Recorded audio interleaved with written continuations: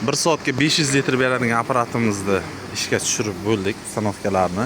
Sammoy variantini, sammoy uchun taxlangan varianti. 1 soatga 500 litr beradi. Aka 3000 chiqdi sho'rligi. Yerdan oladilar, 3000 chiqdi sho'rligi. 3000 ni 25 ppm qilib beryapti, 3000 ni. Soatiga 9 beryapti. 9 ni 6 ga ko'paytiramiz.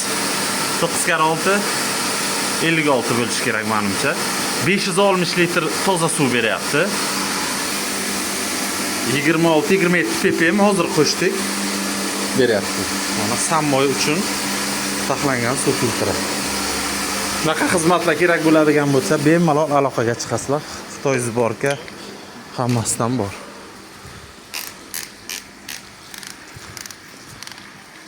Bu Oqtepa qishlog'iga, Koson tumani.